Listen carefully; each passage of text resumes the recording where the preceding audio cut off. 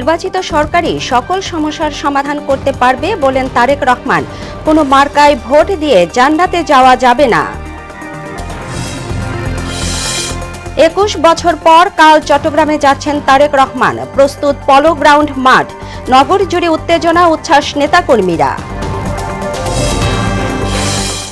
বাংলাদেশ গড়তে সাম্য ও ঐক্যের রাজনীতি প্রতিষ্ঠা করতে চায় জামায়াত। সংস্কার বিরোধীদের ভোটের মাধ্যমে জবাব দেওয়ার হুঁশিয়ারি এনসিপির।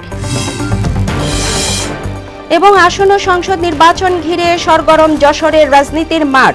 নিজেদের অবস্থান শক্ত করতে তৎপর প্রার্থীরা, প্রার্থী বাছাইয়ে ভোটাররা।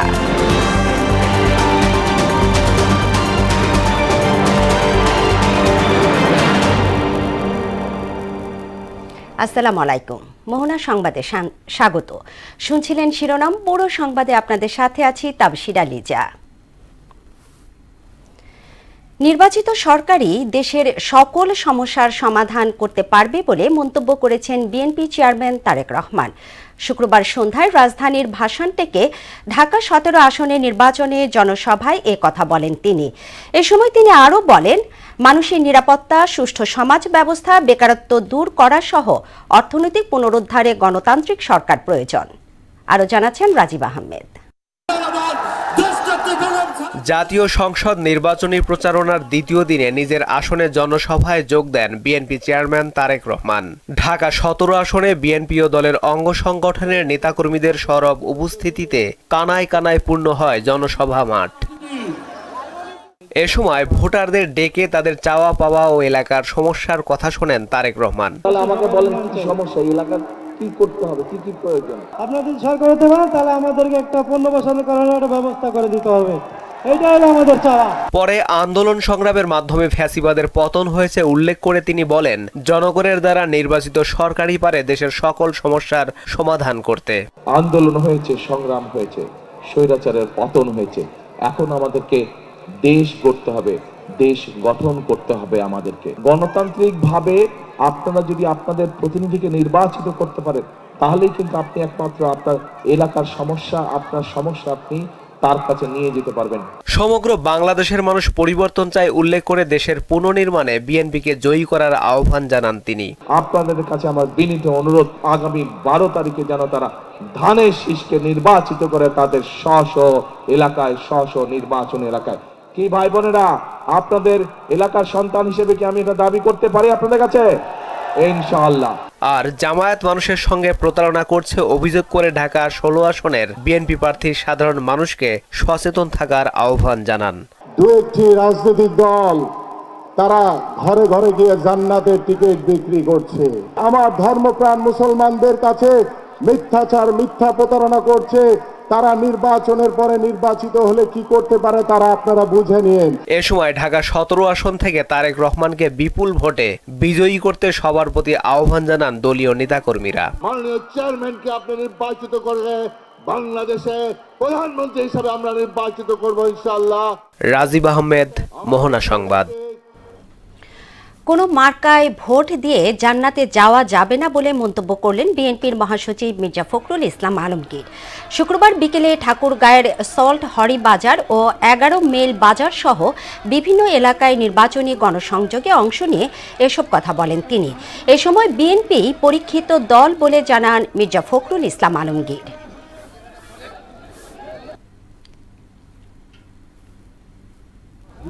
কাজ করছেন, আপনি এলাকার কোন কাজ করছেন?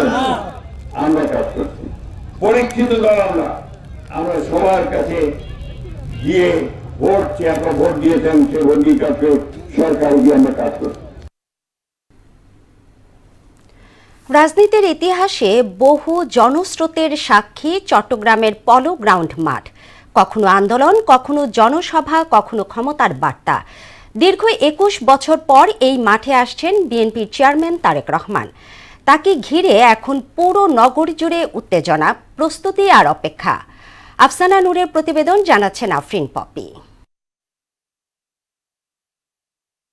তারেক রহমানের আগমনে চট্টগ্রাম মহানগর উত্তর ও দক্ষিণ বিএনপির যৌথ আয়োজনে সমাবেশকে ঘিরে চলছে শেষ মুহূর্তের প্রস্তুতি। মঞ্চ, সাউন্ড সিস্টেম, নিরাপত্তা, স্বেচ্ছাসেবক টিম সবকিছুতেই যেন ব্যাপক তৎপরতা।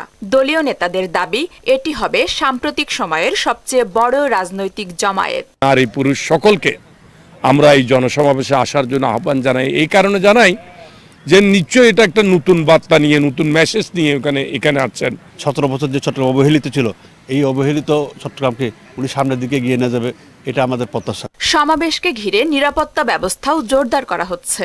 আইনশৃঙ্খলা বাহিনীর পাশাপাশি থাকবে দলীয় স্বেচ্ছাসেবক টিম, যাতে জনসমাগম নিয়ন্ত্রণে কোনো বিশৃঙ্খলা না হয়। সবাই অপেক্ষায় রয়েছে তারেক রহমানকে এক নজর দেখার জন্য।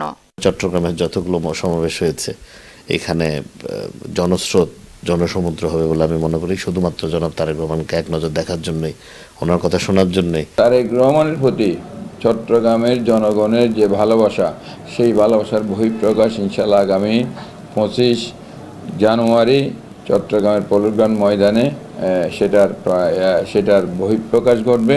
চট্টগ্রাম 16টি আসনের মানুষেরা এবং চট্টগ্রামের আপামর জনসাধারণ, আমি জানি মুখিয়ে আছে চট্টগ্রামে তার এই আশাটাকে সেলিব্রেট করবার জন্য। ওনার জনসমাগম, উনি আসার দিন যে অবস্থা হয়েছে এবং পরবর্তীতে যেখানে যাচ্ছেন, জনগণের যে উৎসাহ উদ্দীপনা দেখা যাচ্ছে চট্টগ্রামে ইতিমধ্যে, সেটা আমরা দেখতে পাচ্ছি। এদিকে সমাবেশের কারণে যান চলাচল ও নগর ব্যবস্থাপনায় পরিবর্তন আসতে পারে, তাই দুর্ভোগ লাঘবে সমন্বয় করছে সিটি কর্পোরেশন ও প্রশাসন। পুলিশ বাহিনী যারা আছে, এর বাইরে গোয়েন্দা সংস্থা এনএসআই, ডিজিএফআই, সিটিএসবি, তারা বিশেষভাবে এই সমাবেশটির দিকে নজর রাখছে। ওনারা এই মাঠটি সহ বিভিন্ন জায়গায় তারা দেখভাল করছেন এবং সুনির্দিষ্টভাবে তারা কাজগুলো করছেন। 21 বছরের অপেক্ষা একটি রাজনৈতিক প্রত্যাবর্তন আর একটি মাঠ, যা আবার হতে যাচ্ছে ইতিহাসের সাক্ষী। এখন শুধু সময়ের অপেক্ষা, তারেক রহমানের ভাষণে কি বার্তা পাই চট্টগ্রাম। আফরিন পপি, মোহনা সংবাদ। আগামী দিনের বাংলাদেশ গড়তে বিভক্তি নয়, জামায়াতে ইসলামী সাম্য ও ঐক্যের রাজনীতি প্রতিষ্ঠা করতে চায় বলে জানিয়েছেন দলটির আমির ডাক্তার শফিকুর রহমান।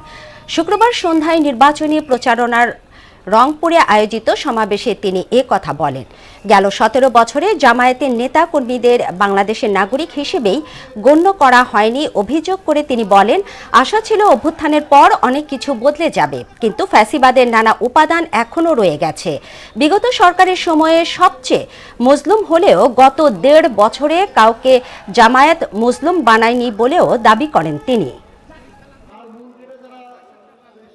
আমরা বাংলাদেশকে আফগান বানাতে চাই না, ইরান বানাতে চাই না, পাকিস্তান বানাতে চাই না, অন্য কোনো দেশ বানাতে চাই না। প্রিয় গর্বের বাংলাদেশকে গর্বের বাংলাদেশ হিসেবে বানাতে চাই। আমরা কাউকে ভাই বেকার ভাতা দিব না। বেকার ভাতার মানে হচ্ছে বেকারের কারখানা তৈরি করা। আমরা কোনো বেকারের কারখানা তৈরি করব না। বেকার ভাতা নয়, তাদের হাতে আমরা মর্যাদাপূর্ণ কাজ তুলে দিতে চাই। নির্বাচনে জয় লাভ করলে চাঁদাবাজ সন্ত্রাস দমনে এনসিপি কাজ করবে বলে জানিয়েছেন দলটির মুখ্য সমন্বয়ক নাসিরউদ্দিন পাটোয়ারি। শুক্রবার সকালে নিজ আসন ঢাকা 8 আসনের আওতাধীন মালিবাগ মগবাজার এলাকায় নির্বাচনী প্রচারণায় অংশ নিয়ে কথা বলেন তিনি। এ সময় তিনি আরও বলেন, তার নির্বাচনী এলাকায় গ্যাস, পানি সহ নানা সংকট রয়েছে। 10 দলীয় জোট ক্ষমতায় গেলে এই সব সমস্যার সমাধান করা হবে বলেও জানান তিনি। নির্বাচনী আচরণ বিধি লঙ্ঘন হয় এমন কোনো কাজ তার দল করবে না বলেও জানান নাসিরউদ্দিন পাটোয়ারি। আমরা নাগরিক সমস্যাগুলো সমাধান করব, সাথে সাথে আমাদের দেশীয় অনেকগুলো সমস্যা রয়েছে, যেমন এখানে সন্ত্রাসের রাজত্ব রয়েছে, শহীদ ওসমান হাদি ভাইকে খুন করা হয়েছে, সাম্য ভাইকে খুন করা হয়েছে এবং প্রচুর পরিমাণে ছোট ছোট ব্যবসায়ী যারা রয়েছে তাদের সাথে তাকে চাঁদাবাজি করা হচ্ছে। তো আমরা আশা করি যে আমরা তাদেরকে প্রতিশ্রুতি দিচ্ছি, আমরা আসার পরে 12 তারিখের পরে ইনশাল্লাহ আমরা কারো থেকে আর 1 টাকা চাঁদাবাজি করতে দিব না ইনশাল্লাহ। ভোটের প্রস্তুতির খবর।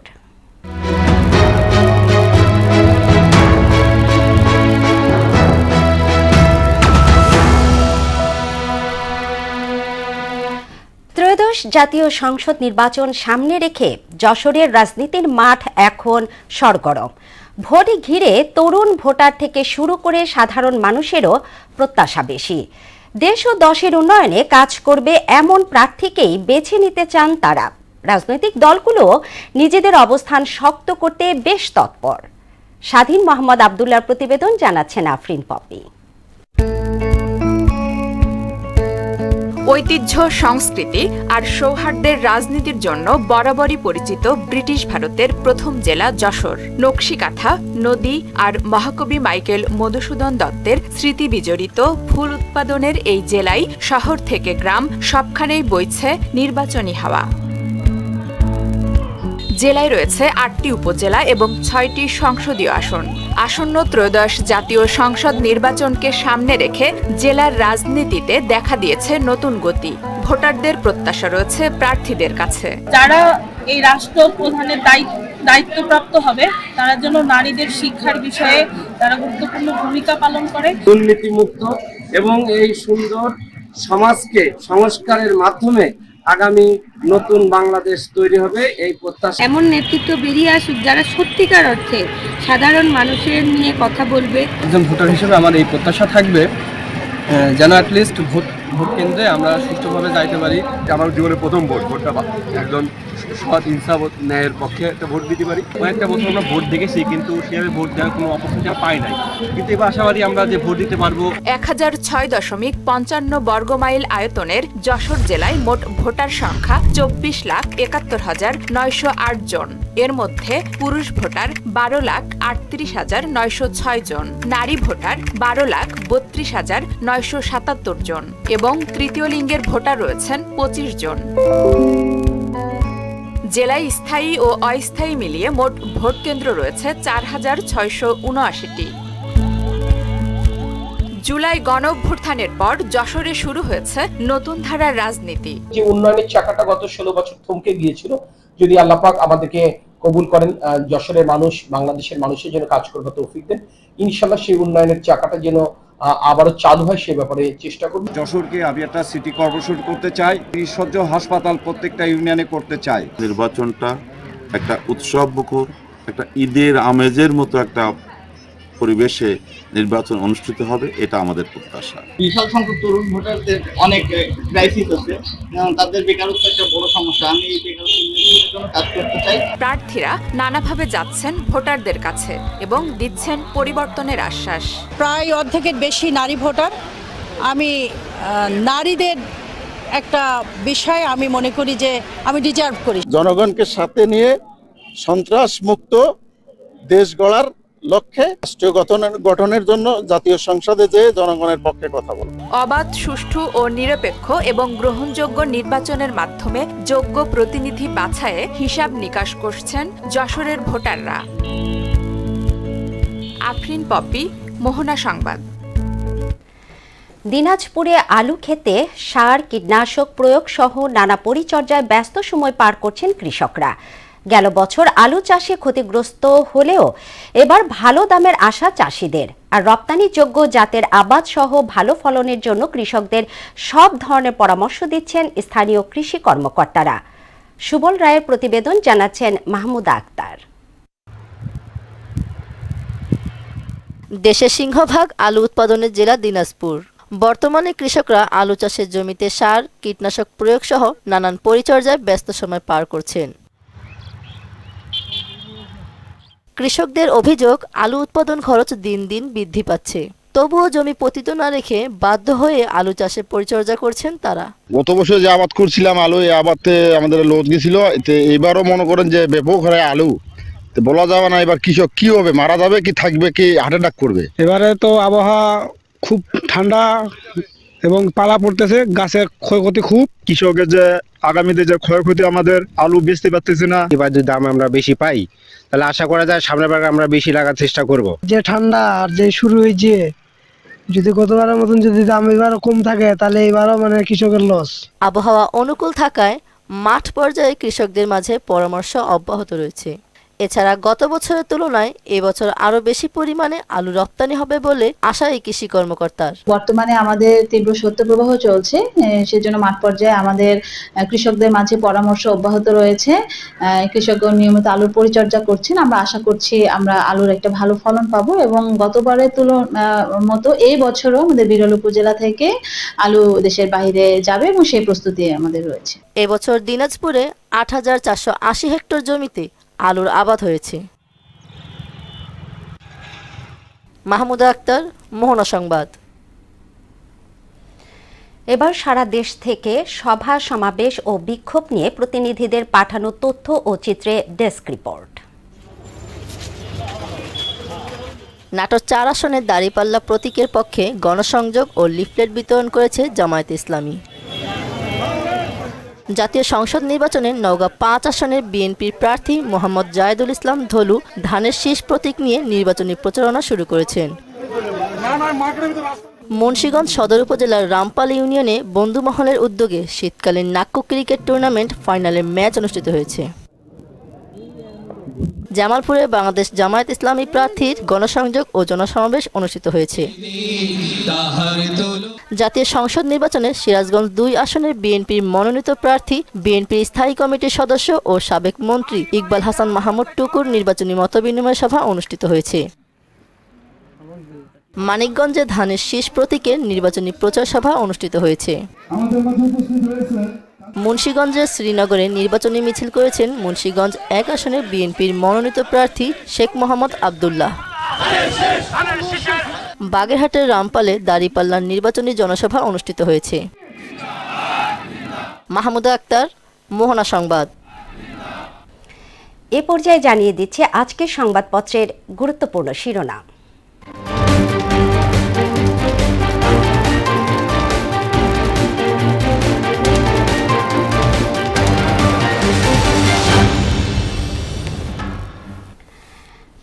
প্রথম আলো শিরোনাম করেছে বিএনপি জামায়াত মুখোমুখি, প্রচারের শুরুতেই উত্তাপ। মানুষ ভালো পরিবর্তন চায়, তারেক রহমান। আমাদের কোনো কার্ড নেই, আপনারাই আমাদের কার্ড। এরপরে আছে দৈনিক ইত্তেফাক। ভবিষ্যৎ নির্বাচনের মানদণ্ড স্থাপন করবে ১২ ফেব্রুয়ারির ভোট। বিএনপি ক্ষমতায় গেলে প্রত্যেক মা ফ্যামিলি কার্ড পাবেন। ভাতা নয়, বেকারদের সম্মানে কাজের ব্যবস্থা করা হবে। দর্শক, এরপরে আছে সমকাল। সমকাল শিরোনাম করেছে প্রতিশ্রুতি দিয়ে ভোটের যাত্রা বাস্তবায়নের পথরেখা অস্পষ্ট। পদ্মা ব্যারাজ নির্মাণ কাজ শুরু মার্চে। ভারতে বিশ্বকাপ না খেলার সিদ্ধান্ত রিভিউ করার সুযোগ দেখছে না আইসিসি। এরপরে আছে বাংলাদেশ প্রতিদিন। বাংলাদেশ প্রতিদিন শিরোনাম করেছে প্রতিশ্রুতির ফুলঝুরি প্রার্থীদের, সিদ্ধান্তহীন ভোটাররাই হবে কিং মেকার। ভোটের মাঠে স্বতন্ত্র নারী প্রার্থীর আধিক্য। দৈনিক যুগান্তরের শিরোনাম ত্রয়োদশ জাতীয় সংসদ নির্বাচন, ভোটের মাঠে কথার লড়াই। উত্তরবঙ্গে নির্বাচনী সভায় জামায়াত আমির, ভোট ডাকাতি রুখে দিতে হবে। ভাসান টেকে জনসভায় তারেক রহমান, নির্বাচিত সরকারি সমস্যা সমাধান করতে পারে।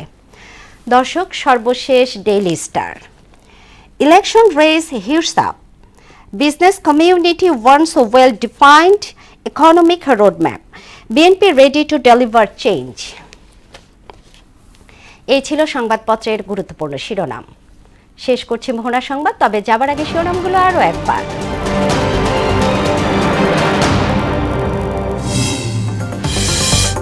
নির্বাচিত সরকারই সকল সমস্যার সমাধান করতে পারবে বলেন তারেক রহমান। কোনো মার্কায় ভোট দিয়ে জান্নাতে যাওয়া যাবে না। ২১ বছর পর কাল চট্টগ্রামে যাচ্ছেন তারেক রহমান। প্রস্তুত পলো গ্রাউন্ড মাঠ, নগর জুড়ে উত্তেজনা, উচ্ছ্বাস নেতাকর্মীরা।